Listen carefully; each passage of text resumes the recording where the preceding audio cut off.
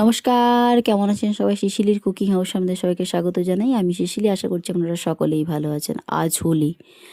আজ আমার রান্নাঘর থেকে সবাইকে জানাই হ্যাপি হোলি। এই হ্যাপি হোলিতে দুটো রেসিপি বানাবো বাড়ির সবাইয়ের জন্য, আর থাকছে আপনাদের জন্য এই রেসিপিটা। পারলে আপনারা কোনো একটা দিন বাড়িতে বানিয়ে সবাইকে খাওয়াতে পারেন। তো বাড়ির জোগাড়ু থেকে আমি জোগাড় করে নিচ্ছি দুটো জিনিস। পান গাছ লাগিয়ে রেখেছিলাম, এই পান গাছের পাতা কিন্তু খুব একটা বড় হয়নি আর কি, এটা ছাউনির দিকে লাগাতে হয়, তো একটু রোদ এলাকায় আমি লাগিয়েছি, তার জন্য পাতাগুলো খুব একটা বড় হয়নি। এটা অন্য সাইডটা করবো, লাগাবো ভাবছি আর কি।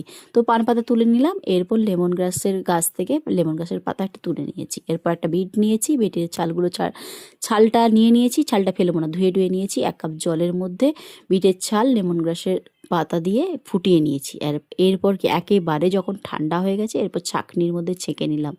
ছেঁকে নেওয়ার পর 1 কাপ জল কমে হাফ কাপে পরিণত হয়ে গেছে।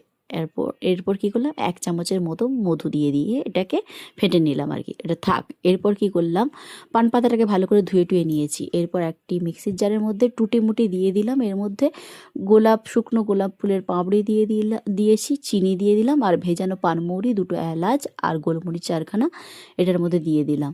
এরপর কী করলাম, পান পাতাটাকে ছোট ছোট করে কেটে নিয়েছি। চাইলে আপনারা ফুড কালার দিতে পারেন, নাও দিতে পারেন। তো কালারটা একটু ডিপ হওয়ার জন্য ফুড কালারটা আমি ব্যবহার করেছি, আর না দিলেও চলে আর কি। তো এরপর কী করলাম, এটাকে একটা পেস্ট করে নিয়েছি। এরপর এটাকে ছেঁকে নিলাম আর কি, ছেঁকে ওই উপরের অংশটা ফেলে দিলাম। আমার পান সিরাপ রেডি। এরপর কি করলাম, মালাইদার দুধ বানানোর জন্য নিয়েছি কাজু, আমন্ড, পেস্তা, পোস্ত, চালমগজ, যেগুলো ভিজিয়ে রেখেছিলাম, মিক্সির জারের মধ্যে দিয়ে দিলাম। আর পরিমাণ মতো চিনি দিয়ে দিলাম, 2 বাটির মতো ঘন ঠান্ডা দুধ দিয়ে দিলাম। এরপর একটা স্মুথ একটা মালাইদার দুধ বানিয়ে ফেললাম। এরপর গ্লাসের মধ্যে দিয়ে দিলাম। দেওয়ার পরে 2 চামচের মতো পান সিরাপ দিয়ে দিলাম। দেওয়ার পরে একটু চামচ দিয়ে ফেটে নিলাম, তার উপর দিয়ে আবারও ঠান্ডা দুধ দিয়ে আবার ফেটে নিলাম।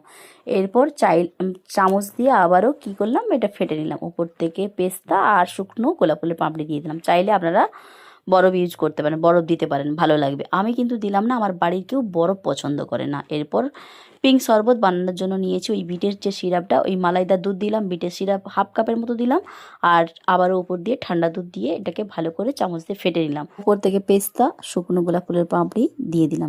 তুমি এটা বিটের ছাল দিয়ে বানিয়েছো? হ্যাঁ, বানিয়েছি। কেমন হয়েছে রে? এটা খুব ভালো লেগেছে। মানের flavour. Thank you. Holi special দুটো রেসিপি আপনাদের সামনে তুলে ধরলাম। আমি আমার ভালোবাসার মানুষদের জন্য বানিয়েছি, আর আমি চাই আপনারাও আপনাদের ভালোবাসার মানুষদের বানিয়ে এভাবে খাওয়ান। ভালো যদি লাগে নিশ্চয়ই লাইক, শেয়ার, কমেন্ট। টাটা।